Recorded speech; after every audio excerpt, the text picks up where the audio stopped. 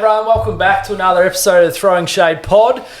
Today we've got an amazing guest with us. Hailing all the way from Geelong, we've got a man that's just recently won Fight of the Year, and he's got a big fight coming up against Lonnie, and we're very excited to have him here. Please welcome Sam Marles. Let's go, boys. Thanks for having me on. It's a pleasure to be on the show.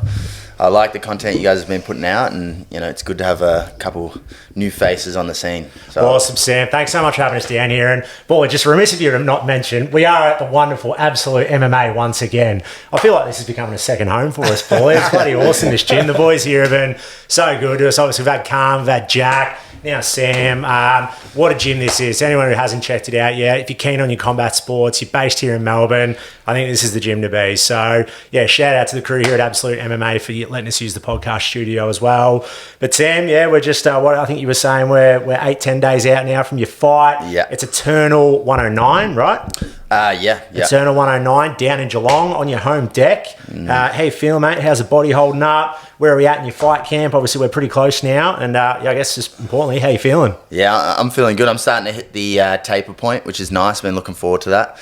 Let the kind of body heal up over this last week. Now it's just about trying to make weight and make sure I'm mentally ready to go, ready to perform and execute when it matters. Cool, mate. Cool. And just for our audience who might not have watched you fight as of yet, can you just give a quick synopsis just of your fight style, what weight class you fight in, and just you were telling us before about the weight you've got to cut between now and your fight next week. Can you give us an insight, if you're allowed to share that is, can you give us an insight into that? I fight at welterweight, which is 77 kilos or 170 depending on where you're listening.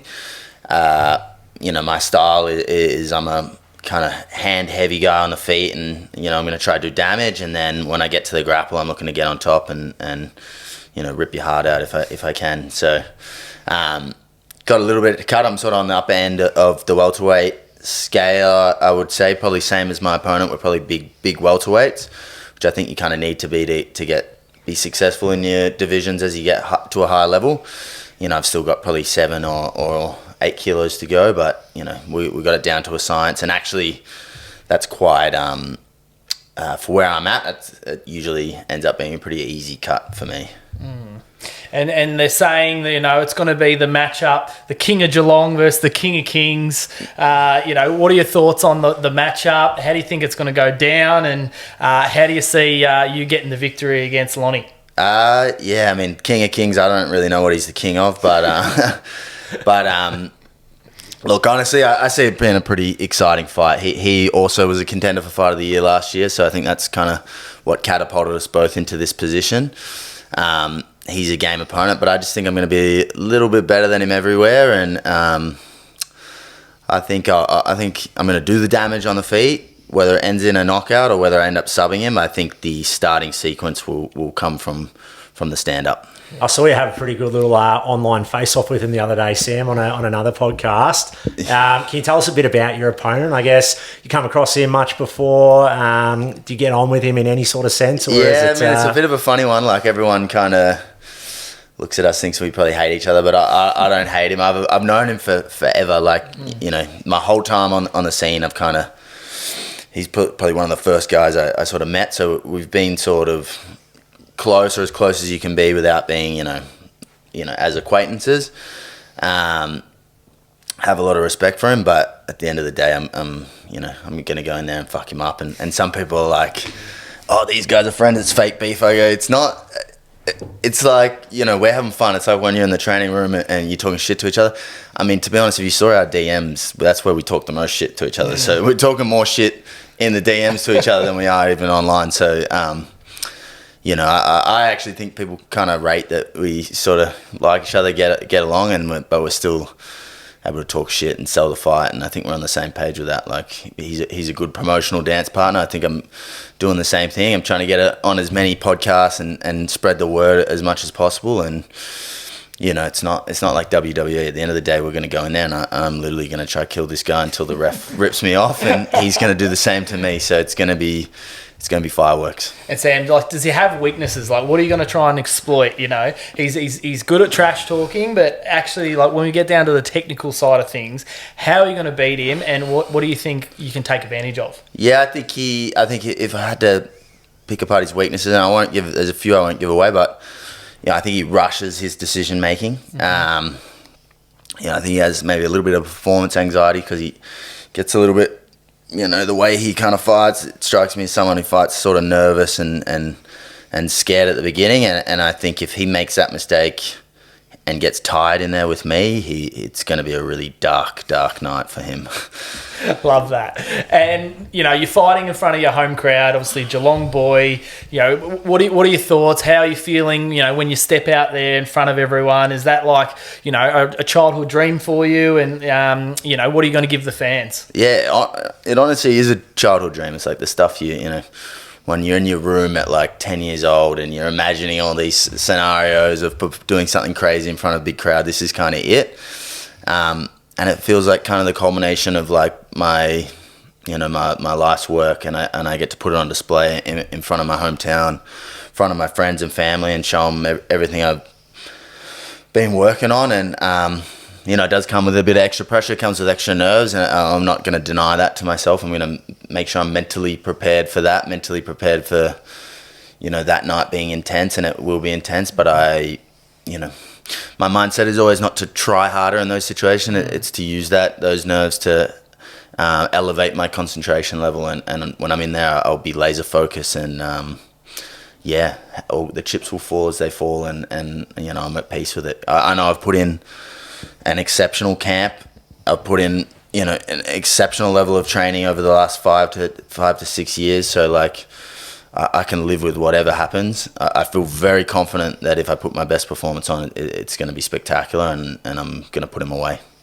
And I think, Sam, obviously we want to get we don't want to look too far forward, right? Like, obviously you've got a fight to focus on, but long term, I imagine you've got big dreams. I imagine you want to get into the UFC one day, if not pretty soon.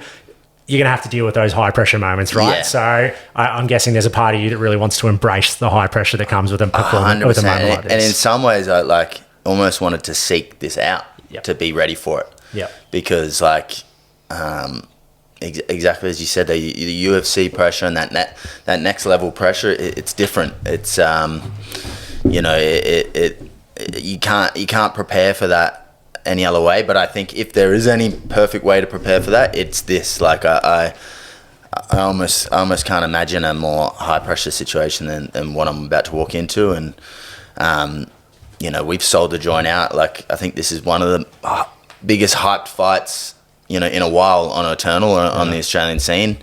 That's sort of the impression I'm getting. And I'm excited about it. Yeah, that's so cool to hear. And I guess they've obviously probably built this card like around you to an extent, right? Like you're such a big position on this card.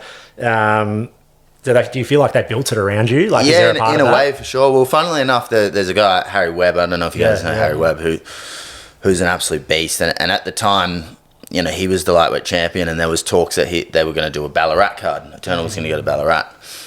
And I messaged Cam straight away. I said, mate, you come to Geelong. Like, even if you're a Ballarat, Geelong's not too far away, and Geelong's much bigger town, and it's a sports town. Yeah. And the venues in Geelong just seem more suited to it.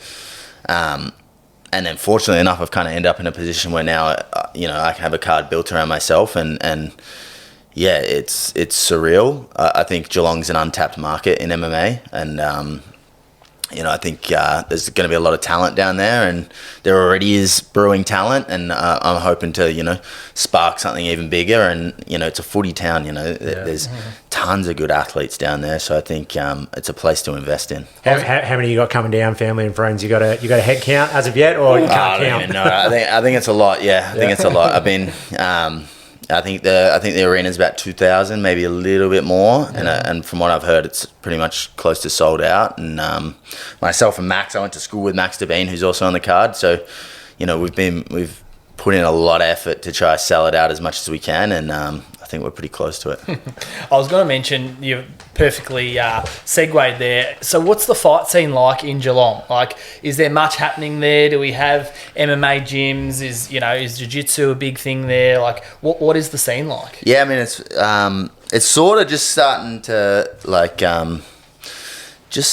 develop. There's a few gyms popping up. There's Bones Gym down in Torquay with Matt Williams, who's one of the commentators on Eternal, and he's got a fantastic thing going on with a good vibe. I think in Geelong there's a couple gyms starting to pop up, but sort of Carbon MMA, Adept MMA. But I actually plan, post-career to go back to Geelong and try to build something down there. And ideally, I'd love Geelong to be a destination for people to come to. Right now, I don't think that's the case. I think if you get to a certain level, you kind of got to leave Geelong, and that's no diss on the gyms down there. It's just, it's just how it goes. The talent is up here, the bodies are up here, and but I would love that down the track to hopefully build something down there where people can come and it is a destination, and maybe a few people from Melbourne go, fuck, let's pop down to Geelong because there's good bodies. And it is just like the infrastructure of Geelong as well. It's just getting better in every sense. There's so many people moving down there. Every suburb is packed. Property prices are going up. Yes. So naturally, there's going to be more talent there. And I think the footy is a big thing as well. Like I think, I think that's why Australia is so good at MMA, because our two main sports are kind of footy and rugby. Yep. Two high contact sports with almost built-in wrestling to it, and people aren't afraid to get hurt. So like that's generation upon generation. We've learnt to not fear heavy contact. So I think guys that start in footy or rugby have a really good base for it. Even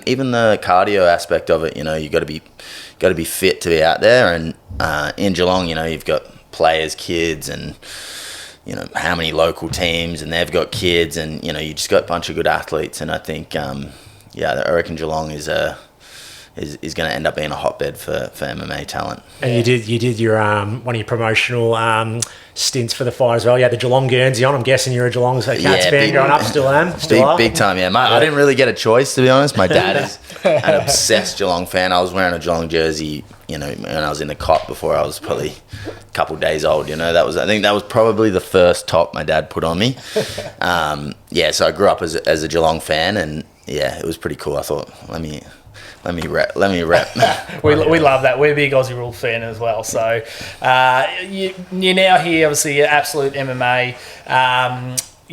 What a great culture you guys have built here. We see all the different fighters coming in and out. I'd love to get a little bit of, a few quick questions for you. Let's go. Who's the most annoying in the gym? Who's the hardest trainer? Who talks the most smack? And who do you not want to spar with? Ooh, interesting. Who's the most annoying? I better be careful with this. Simo can be pretty annoying because he's fucking quick. Like, you start talking shit with Simo, he's just too quick. Like, it makes you feel like an idiot. And honestly, some of the jokes that come out of his mouth, you go, unbelievable. It's like, he should really be on like an doing stand-up comedy or something. Improv. So, improv, exactly. That's the word I was looking for. Who's the hardest trainer? I would say probably top two is Khan and Joe. I'd like to put myself kind of in that category as well, but I think those two, they're just workhorses all the time. For me, I'm a welterweight, so who do I least want to spar? To be honest, I probably least want to spar Simon as well, to be honest. when he puts the shin pads on and the gloves on, I go, fuck, here we go. But that might be the case with everyone and their coach, It's a bit of a weird dynamic when you're going with coach, and he's still such a weapon. Was there another one in there? What was this? So the most annoying? No, I said that, didn't we? Yeah. Who talks the most shit? Who talks the most shit? Probably Al Volders, yeah. He's always talking shit. Big fight coming up for Al as well in he a few weeks. He's looking great as well. I mean, the vibes in here are unbelievable at the moment. You've got Al's got a big fight coming up. He's fighting for the Hex title. I think he'll be there with you guys on the weekend. He's coming down to Harvey's this Sunday to do a face-off against his opponent. So come down to Harvey's this Sunday to see Al. Let's go get down there, guys. Yeah. Al's a shit talker, so it should be fun. We've got Jack, who's fighting in China, on the UFC. We got Sam who's fighting one championship early September. We've got a few guys on the Geelong card, Max and Kurosh. So the vibes are crazy. I mean, the gym, like, to think where we were 5 years ago to where we are now. Now we've got a bloody podcast room because so many guys are doing interviews. It's crazy. Like when I started, I came here during COVID when it was kind of like everything was shut down. None of us were in the UFC. None of us were really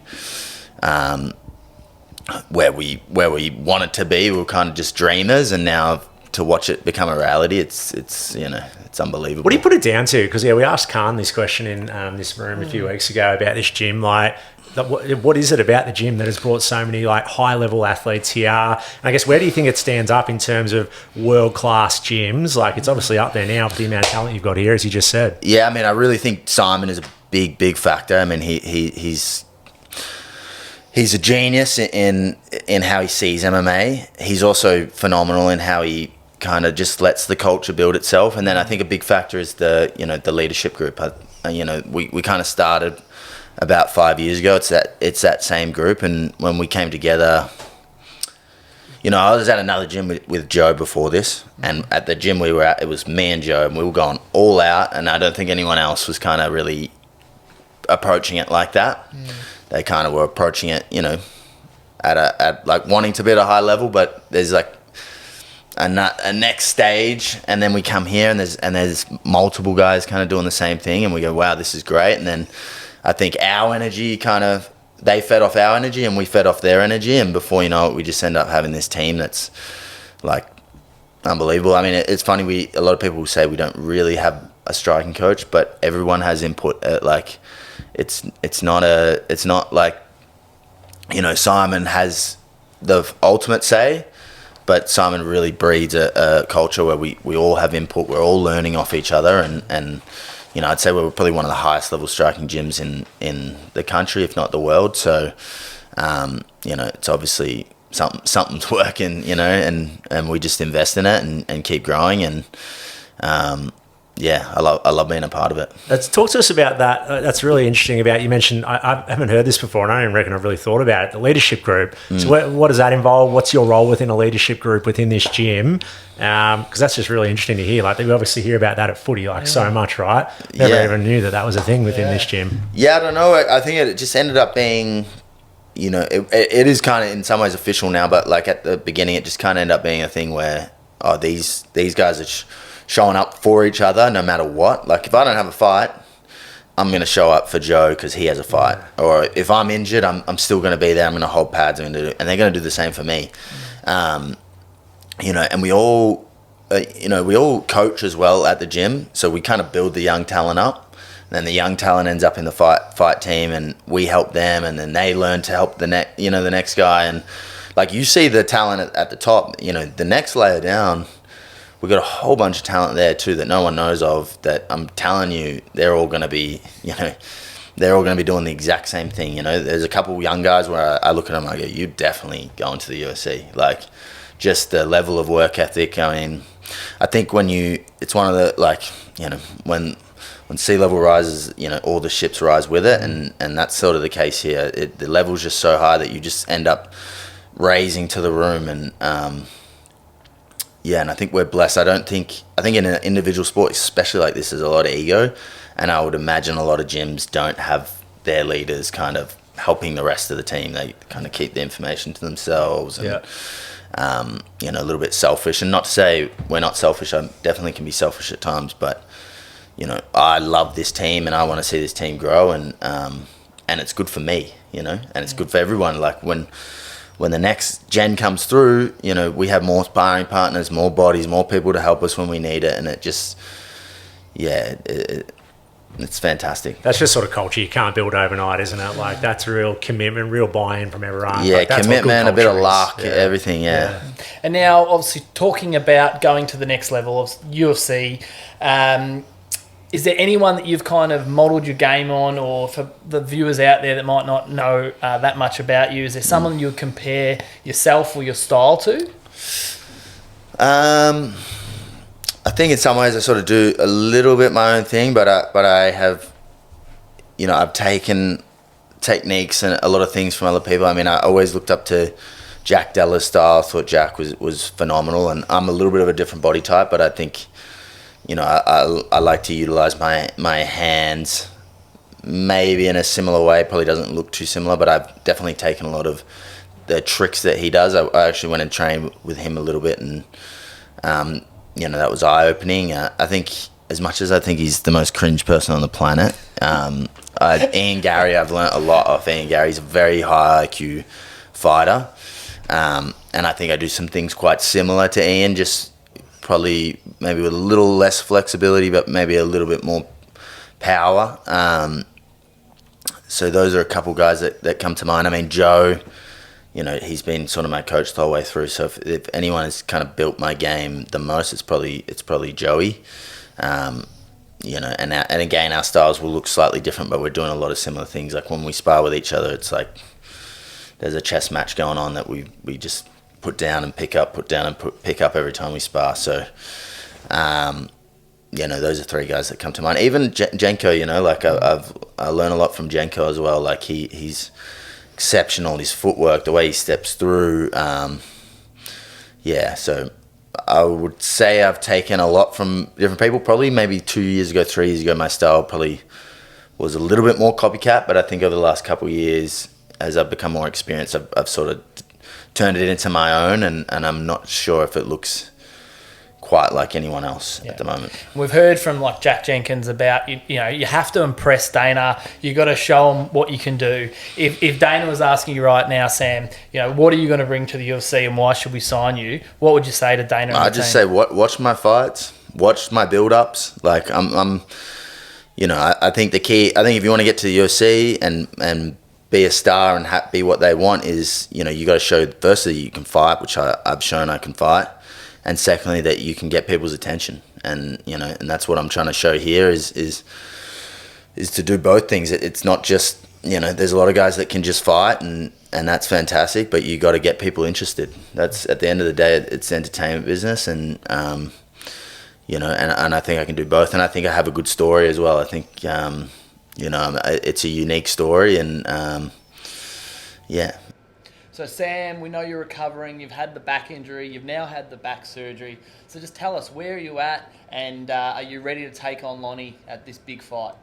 Yeah, I mean it's been had some trials and tribulations. It's funny, like someone was asking me the other day, like, "Oh, did you ever worry you weren't going to come back?" And funnily enough, not really. Like we're in the injury sport. Like that's the point of the sport is I'm going to try to hurt you. You're going to try to hurt me. Like, so to think that we're not going to get injured and not get banged up over the course of this is just completely unrealistic. So I think a big part of it is not only like, how well you train and fight. It's you got to be good at rehab. Like if you haven't learned how to rehab your body at this point, you're not going to make it very far. And I know I'm good at, I know once I put my mind to something, like I'm going to do all the work that's required. And so it was never really crossed my mind I wouldn't come back. It was kind of, what's the next step? Okay, let me do it. Let me do the next step. And now maybe there was a little bit of concern I might not be the same version, but that quickly, once getting back into the training room, and I'm still young, and I figured, I'm definitely at the same level, if not higher, and I feel like I'm in my prime. And sometimes a forced break can be good because you go, fuck, I actually need this, you know what I mean? Like, and it reminded me I have not done everything that I need to do. Like there's unfinished business, and I've got a lot more to prove. And funnily enough, I don't really want to be someone that does this till they break completely. Like I want to be smart with when it ends, but that time is not now. And yeah, I have a lot more to prove. And I was just going to go backwards just a little bit to talking UFC dreams, where you want to get to and whatnot. What does the roadmap look like for you? And we don't want to take away from the importance of the fight you've got ahead of you, but what do you do over the next 12 to 24 months? How many more fights do you think you need on the regional scene? Are you going to try and get onto a road to UFC or a Dana White Contender Series? How do you do that? Because, I mean, like, look at Quillen, Sal killed, right? Yeah. He was in a similar position to you just a few years ago. Obviously, JDM you mentioned as well, right? Like, the pathway is there now. Like, it's developing that pathway. Well, all those guys help us because it definitely lets the UFC know, oh, these guys are ready-made. You know what I mean? Like, so I'm hoping that the success of those guys kind of helps with the record, maybe not needing quite as many. But, look, I've been telling people my life doesn't exist beyond August 22nd, but given you asked the question, I started this a little late, and when I started, my goal was just like, I just fucking loved it so much, like that I'm like, I'm just going to go all in and like see how good I can possibly get, and wherever that ends up being, it'll end up being. And, now I'm in a position where it kind of like is realistic to get to the UFC. And I think if I have a big win here and, and it's emphatic and it's a highlight reel, and then I can do it again and I can defend it, then I think 5-1, I'm in a pretty good position. I've got a fight of the year. I've got, a title and a defense. I think I'm right there in the conversation. And yeah, I don't really care if it's road to UFC, if it's contender series. Obviously everyone wants to go straight in, but whatever it is, I'm you just tell me what to do and I'll do it. It's exciting, Sam, and we know Sam now, the fighter. Tell us a little bit about Sam outside of this. We spoke to you. You're a keen golfer. Said you're off one, which is very impressive. A lot better than me and Tucker's. What's your hobbies? What else do you do to switch off besides fighting? Yeah, well, I'd say like maybe, in the middle of this journey, I really did nothing else. Like I just like was so single-minded, obsessed, and I'm a bit ADHD, so that's just like there was nothing else. And it is still a little bit like that, but now I have found a benefit in actually switching my brain off and finding new ways to kind of stimulate so I love playing golf. I love playing tennis, table tennis. I enjoy spending time with my partner and hanging out with the boys at the gym and just having a little bit of a social life, which I kind of had completely shut off at one point. I think that has actually been very beneficial. And and then outside of fighting, coaching is probably the other thing that really lights a fire under me. Like when I was a kid, at school, like nothing really lit a fire, and like I was just one of those people, if I'm not interested in it, I'm just not going to do it. Like unfortunately, I wish I wasn't like that. My dad would always tell me, you got to be good at the things you don't like to do, but I just like was never that person. But fortunately enough, coaching does really light a fire under me, and I think post-career my goal is to get people to the UFC and try to be one of the best coaches in the country, or if not the world, and that's sort of like a long-term goal. So my life is very revolved around fighting and the game. And we love, hearing about everything you guys are doing here at the gym. There's the dads club. There's all different levels. There's the high level. There's the intermediates. There's guys that are, just trying to take that next step. How do you find, being at the gym, the people you have through here? Me and Tuckers have always talked about maybe trying to get in the ring and do a little bit of training. Yeah, you should. What advice would you give to someone that maybe isn't from a MMA background to come to the gym, and what would you recommend? I mean, I'd say, for people who, like, I've done the Alta series as a coach, and I did the Tribute Boxing Fight Night as a coach. And seeing, like, these people, which I'm still friends with to this day, who have done this experience, like, how much it just elevates them as people and where they are now. Like, they're not fighting now, but in their careers, just the confidence that you get from going in there and having a fight. And really, it's not even the win. It's making that walk, because that's the hardest part, is building up to it, knowing this person's training to try to beat you, and then doing the mental gymnastics, because your brain will go to places that are crazy. You'll start thinking, fuck, maybe I'm going to die, like all sorts of crazy stuff. But to make the walk and to get through that experience, like, it just elevates you as a person, like you just wouldn't believe. And and I see them all being very successful in other aspects of life.